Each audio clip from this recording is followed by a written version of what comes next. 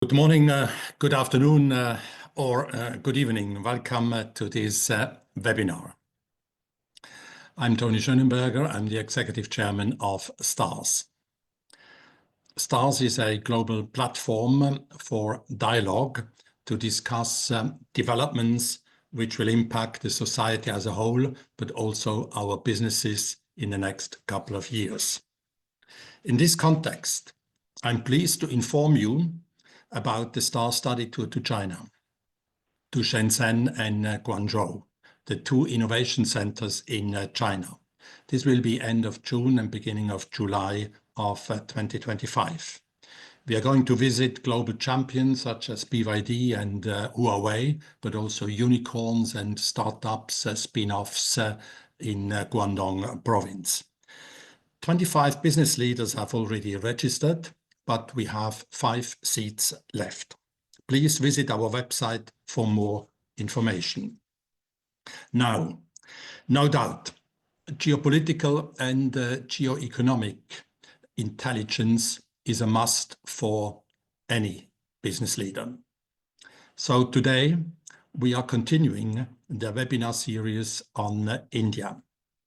India, as we all know, is a rising power, possibly the third largest economy before the year 2030. But the question is, will India's complexity and internal divisions slow it down, as was the case in the past? We want to deepen our understanding of India today. So we have the privilege to talk to Jivanta SCHOETTLI this morning. Welcome, Jivanta. Great to have you on this session. Jivanta SCHOETTLI is Assistant Professor in Indian Politics and Foreign Policy at Dublin City University. And she's the Director of the Ireland India Institute. I should also mention that Jivanta is a STARS alumna. So Jivanta, again, welcome, and we are very much looking forward to your insights. We have now approximately 30 minutes to discuss with Jivanta SCHOETTLI. If you have any questions, please use the Q&A feature below to type in your questions.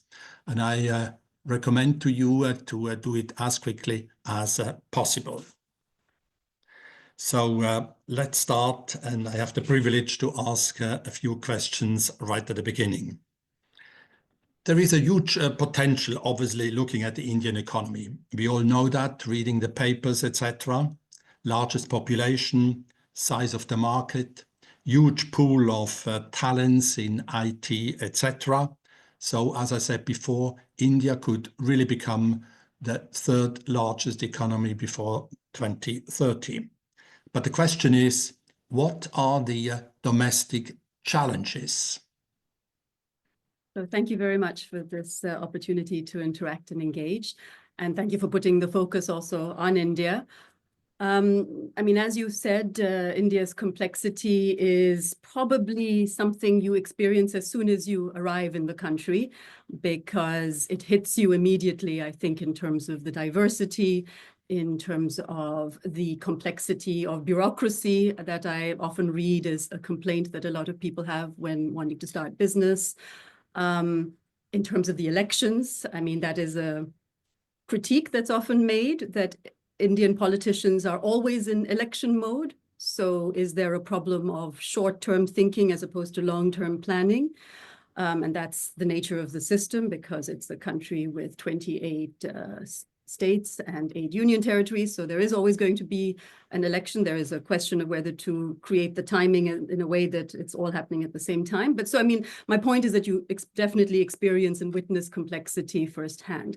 But in my opinion, India's complexity has been its strength over the years. And that has been the fabric that has kept the country going as a democracy, which is a complete outlier compared to other post-colonial or Asian countries, an unbroken record except for a short period during emergency. So the complexity is a strength of the country. So the point would be not the complexity, but the policies that are enacted to cope with that complexity. And I think you mentioned what has hampered India's growth in the past. I would put that down to policies and then the path dependency effect of those policies over time. So if you're a foreign investor, for instance, you look at Modi, at the Prime Minister, you look at the coalition government. How strong is Prime Minister Modi? How strong is the government? And what, for a foreign investor, would be the three biggest domestic challenges, so to say? Mm-hmm. I mean, we recently went through the national elections in 2024 in the summer, a massive exercise of just capacity, state capacity, and it by and large was recognized as free and fair and without any major troubles. And even though some people have raised questions, especially the opposition, but mostly the Election Commission has declared it as having been a free and fair election. Now, in that election, the Modi government came back for the third time with a reduced mandate. So some people might have seen that as a vote against some of the policies of the BJP. And it's interesting to look at where the BJP lost some of its votes. And in fact, it lost in the state of Maharashtra and the state of Uttar Pradesh in the north, which was normally seen as a stronghold of the BJP. So a lot of people have analyzed, there were some miscalculations, and there were also perhaps too much focus on religion, which actually didn't pay off. So the Indian voter wants to see economic results and votes accordingly. And, one has to recognize the rationality of the Indian voter.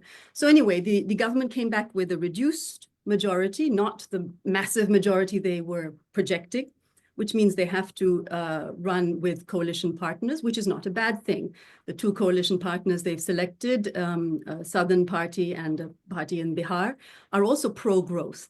So I think there's a general consensus and a common agenda amongst the coalition partners that the focus has to be on economic stability, economic reforms, and economic growth. So in that sense, I think the election has not revealed a major weakening or major shift. And that's also been confirmed in the state elections that have followed. There were recently elections in the state of Maharashtra, where Mumbai is the financial capital, and the BJP came back. Now they're fighting a battle in Delhi. But when people look at Indian politics and again think this is a cacophony of noise, I think people need to look at the miracle that there are alternatives. There are various political leaders vying for political power, and that can be seen as something to worry about, perhaps, in terms of that complexity factor, but it's also the strength of the system that it allows these voices to come to the fore and have political competition. So coming to your other question about what would be the three sort of domestic challenges, from a business point of view, I suppose, what I've been sort of researching on, it seems to be the main sort of bottlenecks at the moment are major reforms that have to be done with regards to labor and land. And I mean, this is a topic that has been discussed over time. So it's not a new issue that the Indian government has recognized, that land has to be made more easily transferable and that you can use it for corporate business as opposed to just agricultural purposes. And labor laws have to be reformed and made more rationalized. So it has been an issue for a while, but I think this government has actually enacted parliamentary acts which have to be now implemented. So I believe in the new budget that's coming up, there's going to be some news about that there will be further progress on actually enacting and implementing these laws, which, by the way, have to be enacted by the state government. So the national government can make these parliamentary acts, but then it has to be implemented at the state level. The third maybe challenge would be the issue of jobs. India has a huge population, as you've mentioned, and it also has a huge young population. So I believe the younger, the biggest under 25, which is supposed to be a great advantage for a country, as we see in Europe and in Japan with an aging population. There are other concerns. But of course, the problem is jobs, to creating the jobs and the sort of meeting the aspirational demand of this population. I would say labor, land, and jobs would be the major challenges. But these are challenges that the government, I think, is working on very urgently. Thank you. Turning to foreign policy, India's Foreign Minister Jaishankar said some time ago, "I'm a convinced nationalist." What does that actually mean? What are India's interests in terms of or looking at foreign policy? I mean, I suppose we all thought with the era of globalization that nations would become less important and national interests would sort of dissipate. But I think the pandemic brought that out very clearly, that every country has a clear national interest to defend and its populations to protect.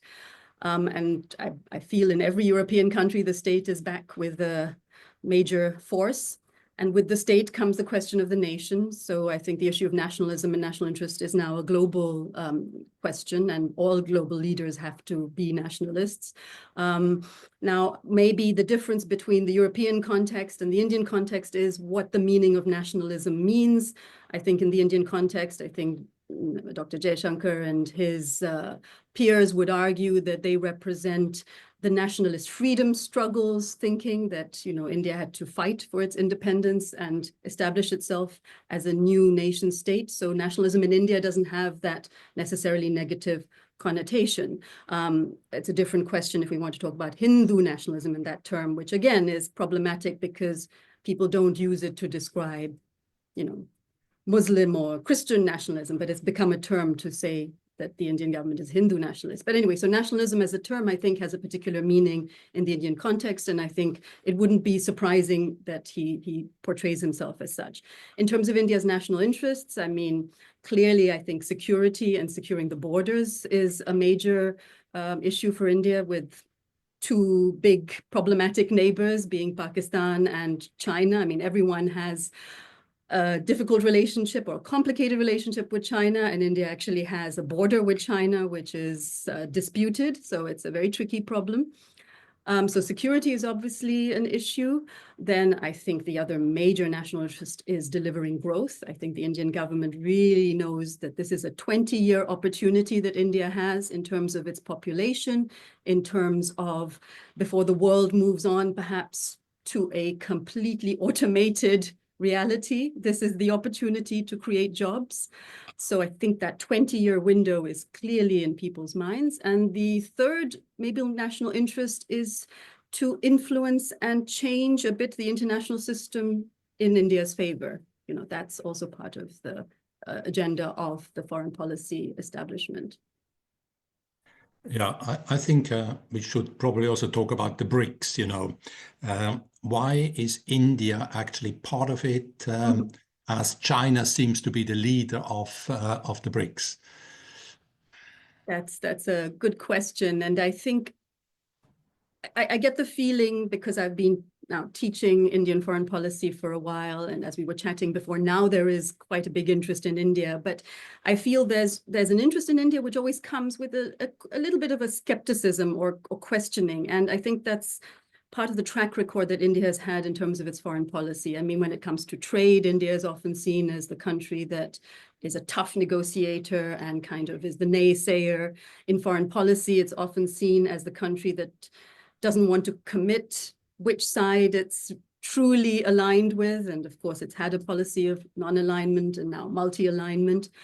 So similarly with the BRICS, I mean, I think Jaishankar, who's, you know, this very articulate and he's everywhere and perhaps writes too much and talks too much, but I mean, he has very good sound bites. So, I mean, you know, he was explaining, I think, at the Munich Security Conference that India has to have options, and isn't it a clever strategy to have options? So if India is participating in the G20, is invited to the G7, is a member of BRICS, a member of the Shanghai Cooperation Organization, isn't that a good thing for India to have some leverage?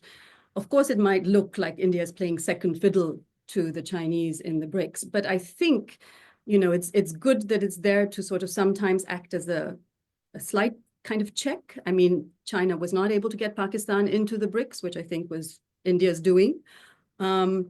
The question of the dollar and de-dollarization, India is also very ambivalent on that. So it's also a good way of maybe influencing that position. And there are some interesting other partners within the BRICS.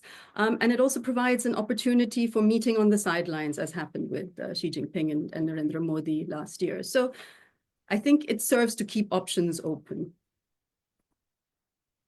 I mean, we have just seen the beginning of the Trump administration yesterday or the day before. what will be the impact of the Trump administration on India? Again, I guess a question that everyone is asking themselves in terms of their own country.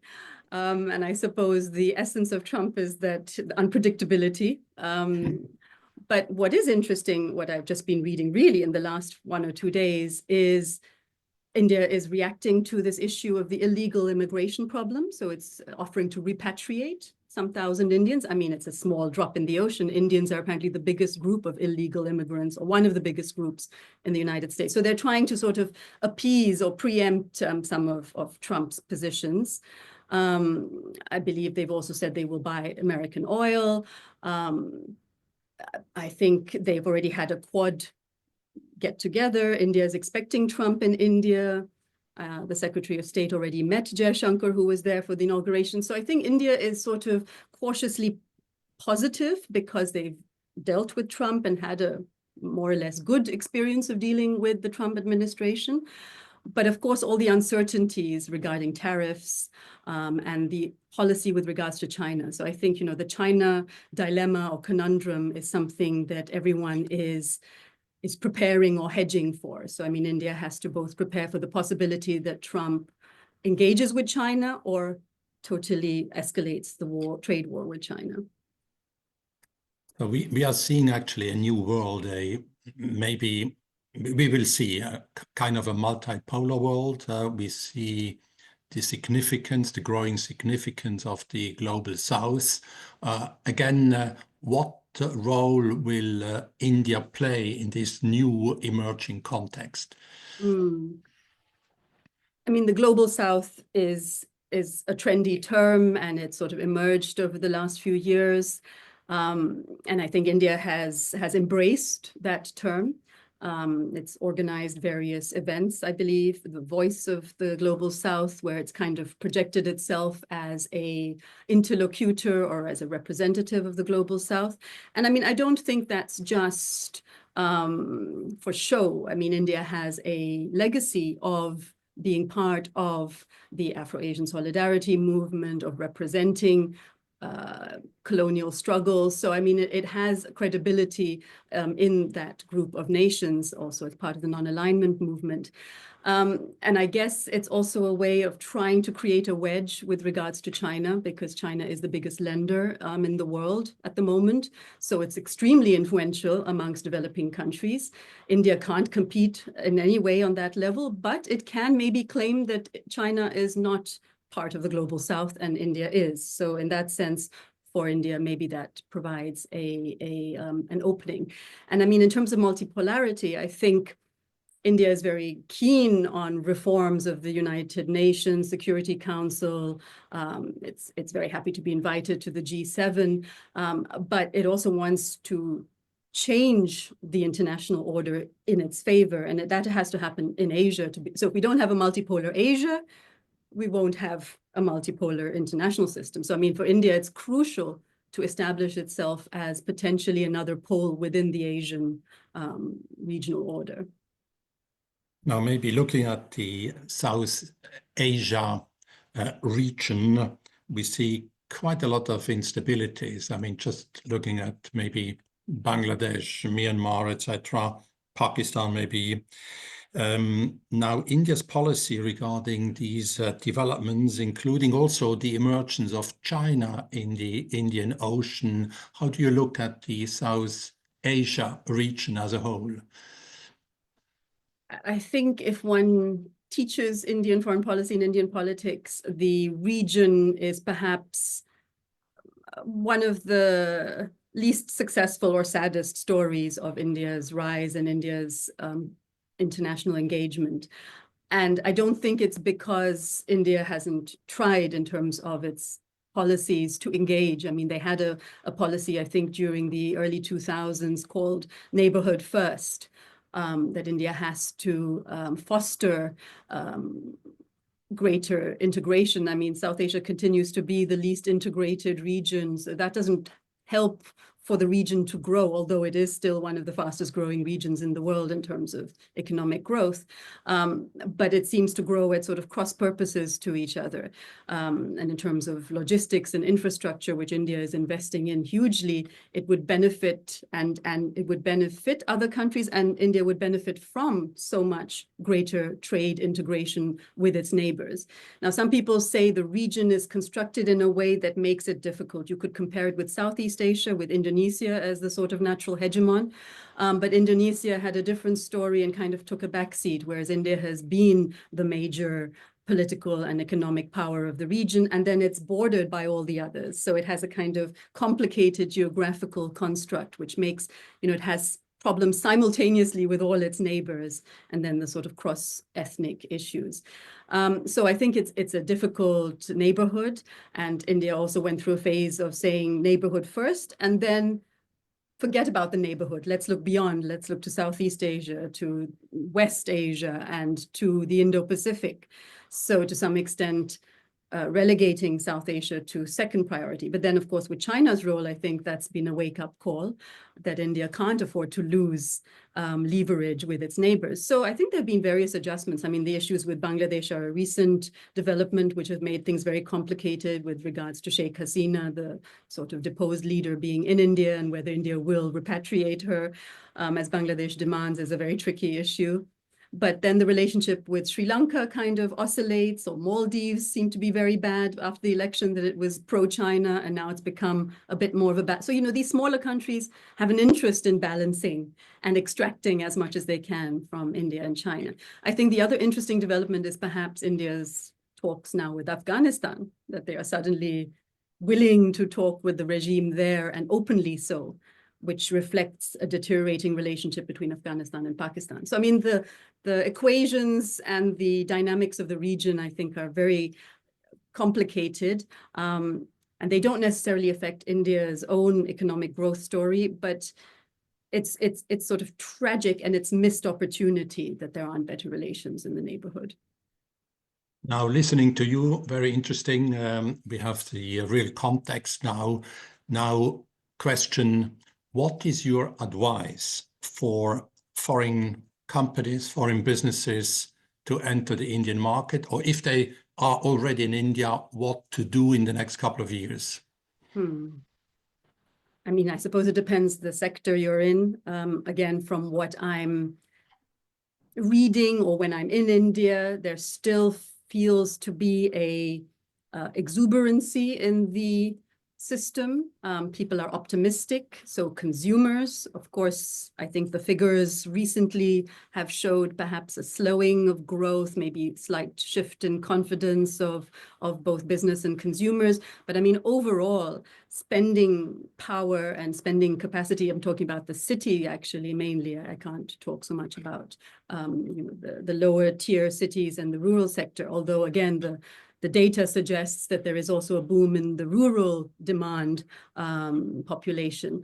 So it still feels that there is great potential and capacity for businesses to succeed in terms of consumer demand. I suppose the challenge is always, I read again in terms of the legal system. Tax issues are still complicated. So for that, you need, I think, a very good Indian partner. I mean, maybe ideally as a business partner, but also in terms of, there's a complete infrastructure of tax advice, legal offices. I mean, that completely exists like any other Western country, which you can easily avail of. So I mean, I think, you need that support system, especially if you're a smaller company. But in terms of short term, medium term, it definitely feels as though there's buoyancy in the system, and the government is committed to delivering difficult but already sort of initiated reforms in terms of land, labor, and bankruptcy, and these sort of issues which affect businesses. Jivanta, obviously the final question would be, where will India be when it will be 100 years old? In 20, almost 25 years from now. That's again, a question that all academics should be, making money on somehow, because they're actually always told never to make prognoses. I mean, as I said, I think the government has written out various policy papers. Now, the Indian government, especially when it comes to foreign policy, does not issue white papers. So it's often quite difficult to see what the strategy in terms of foreign policy is. But when it comes to the economy, there is the organization called the Niti Aayog, which is the sort of successor to the Planning Commission, and it's been a very dynamic organization, and they constantly issue quite useful, I think, policy strategy papers. So they've come out with their document, I think 1 or 2 years ago, about India 2047. Vikshit Bharat is what they're calling it, a truly independent, finally autonomous Bharat or India. So again, I think there is a sense of urgency. And, I don't know if it's coming totally from within the country, or it's also the influence of the outside world taking note of India, and the fact that I believe now von der Leyen is going to go to India. Germany issued this paper on India. So there's kind of a new interest and force with regards to engaging with India. So it's both an external thing and an internal thing, the sense of urgency that the next 20 years are really crucial. And it seems to be the window that might not come again in terms of the population and in terms of the market opportunities. So India has the goal of becoming, I think they would say, an upper middle income country by 2047. I don't, people say superpower. I think that's not important. The most important is to make sure that the population, as many as possible, collectively, not just the middle class or the upper middle class, is lifted, because it's the 5th largest economy, but it's also the poorest in terms of per capita. So there's a lot of challenge, but there's a lot of potential. So I think there is that complete recognition that the 20 years ahead are crucial. Of course, what is beyond India's control is the global context, although again, India is not unaware of that, which is why I think someone like Dr. Jaishankar is so busy, because he is building those alignments and diplomatic partnerships, which will be crucial for ensuring that India has some leverage and room to maneuver. Well, thank you very much, Jivanta. We have to come to a close. Of course, we are all very much looking forward to in inverted commas, very successful India in the forthcoming 20 years. So again, thank you very much for these brilliant insights. I think we all learned a lot about India, about its foreign policy, domestic policy, etc. Thank you very much again, and I wish you all the best, and hope to have you again at one of the STARS events in the future. Thank you very much again, Jivanta. Thank you, Toni. Thank you. The next webinar will be on the 31st of January, when we are continuing our webinar series on the circular economy. I hope to see you then. Goodbye for now, and till soon. Thank you.